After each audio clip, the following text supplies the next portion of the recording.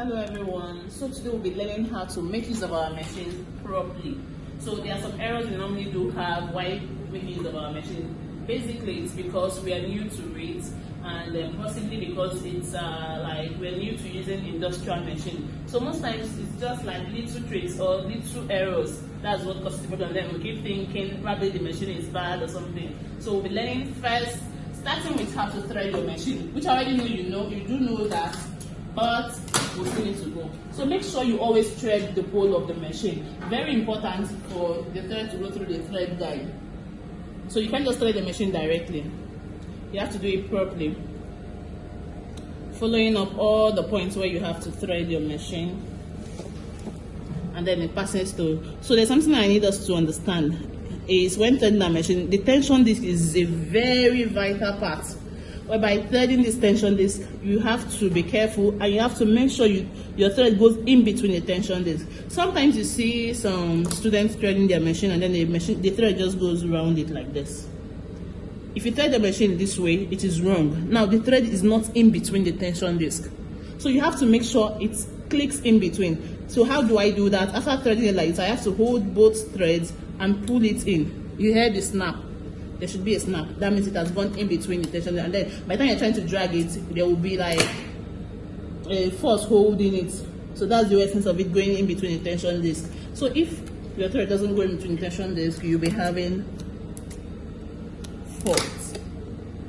So you also thread your needle, and your take-up lever is another important part. So if my thread doesn't go in the take-up lever, then there's no way I will be able to sew, because the whole essence of the take-up lever is to provide thread to the needle. So now another thing we have to look at is attaching our bobbin case. So remember to attach your bobbin first. It goes inside the bobbin case, and then you pull your thread out. Note that you cannot use the bobbin without the case, neither can you use the case without the bobbin. So both of them are very important. Now when you're threading the bobbin chamber, don't forget, if it's now underneath it, one thing you need to know is that the lever on the case has to face you. So now with the way the chamber is built, if you are placing your bobbin case in it, it has to go in this way with the lever facing you. Another thing you need to note that once you insert the bobbin case, you have to raise the lever for it to make a click sound. So if it doesn't click, there's no way you'll be able to sew properly with it. So this is it. I'm going to insert, and I will also raise the machine for you to see how I insert my bobbin case. I'm raising it so we can see this part of it.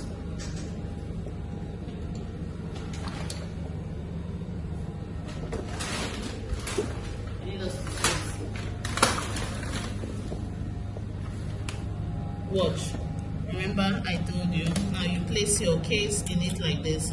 So if you place it like this, then it's not inserted properly. Now you have to raise the lever. Did you hear that sound? That's the sound that it has clicked. I'm going to raise it, bring it out back, and then insert it. And then once you raise the lever, it makes that click sound. So another thing is that if you want to, maybe probably when you're trying to insert your bobbin case and then it can't fit in, most times it's because your needle is down. So watch, I'm bringing it up now, and then I'll use my hand wheel to take my needle inside. If your needle is inside like this, if your needle is inside this way, and then you want to insert your bobbin case, it won't go in because the needle is inside. There's no way to work. So you have to make sure the needle is out. Make sure the needle is out on this part, and then you insert it, and then make sure you raise the lever for it to click properly. Next is bringing out your thread. Now hold the thread with your left hand, then use your hand wheel to bring out the bottom sewing thread, which is the thread in the bobbin case, one inside the bobbin chamber right now. Next, I'll raise it up and take my thread to the back. Now sewing on your fabric, don't forget you have to know how to sew properly. So now if you check, I just sewed now and it's not sewing. So I'll bring it out, cut out, bring out my bobbin and case. Probably I didn't thread it properly. It didn't start sewing from, it went in halfway. Now we adjust. Most times you just need to bring out your bobbin and case, bring it out, and then reinsert it, pull it right back. By the time you insert it back to the chamber, it will sew perfectly. Sometimes the little issues we have is probably just us change our bobbin case or change our bobbin and everything will work. So it's a machine, it's mechanical. So it leads to things like that keeps giving us issues on our machines. Now I'm going to sew, lock, and then continue sewing. Now I'm using the contrasting thread so we can always see all the issues. I'm going to cut my thread.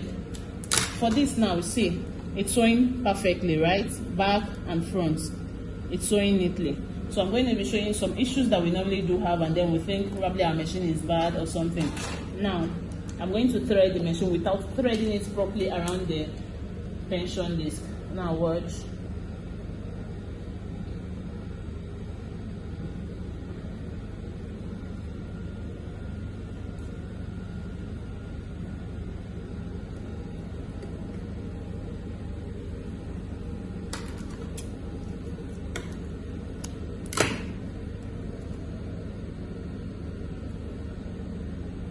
So you see some of us, what we do is not thread our machine very well, and then we think we want to sew. So I'm going to number one, my thread is stuck. Are you seeing how it came out? So we keep having these issues. The reason being that your machine is not bad. And then you see some people, oh, okay, I've been sewing since, and it was sewing perfectly, all of a sudden it stops sewing. Whenever you sew and you realize that underneath it, it's packing thread like this, it's giving you this bulge, it's because you didn't thread your tension disc. It's as simple as that. If you don't thread your tension disc properly, you will have this.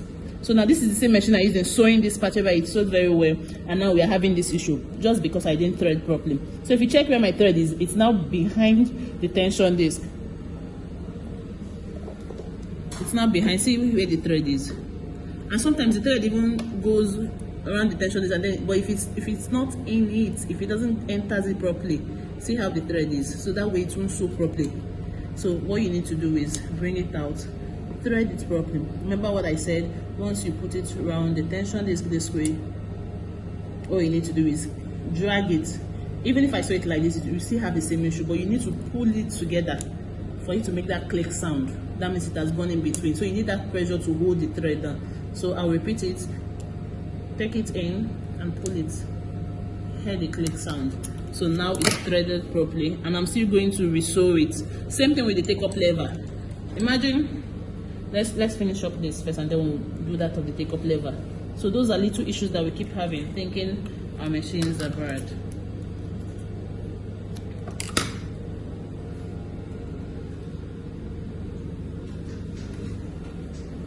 Now I'm going to sew after threading properly.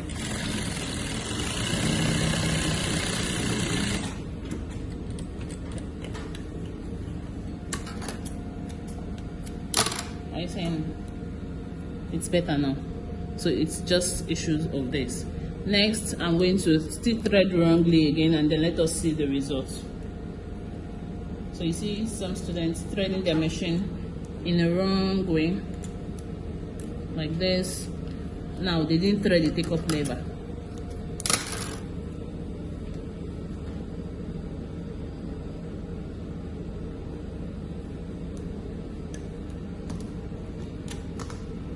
And then I want to sew. Are you seeing the thread just be cutting? It's not even sewing. It won't even sew because you didn't thread the take-up lever. So the take-up lever is actually one of the most important parts where your thread needs to go through. Otherwise, you keep having this issue. All you will do is see wrong, your thread won't sew, you keep having different issues. So the take-up lever is also very important, very vital part for us to thread properly.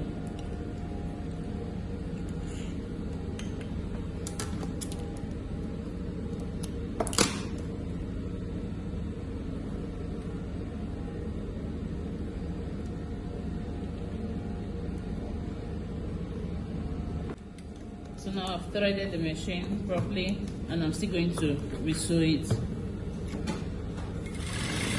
Are you seeing it? Now we're sewing perfectly, just the way we want it to be.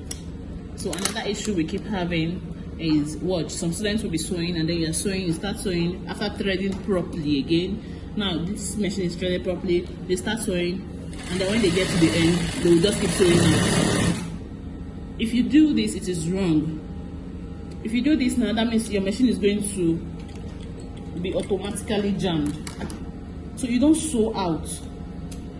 So if you do this 1 time, 2 times, it still keeps sewing. The 3rd time, the machine will just jam. And then you'll be shouting that your machine is bad. No, it doesn't work that way. Now all you need to do is sew. Start at the very edge of your fabric this way, lock, and then maintain your line. I'm sewing. Now once I get to the end of my fabric, I lock.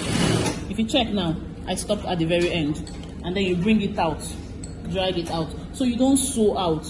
You need to stop at the very end of your fabric and then adjust it, bringing it out. See now, there's no sewing line here.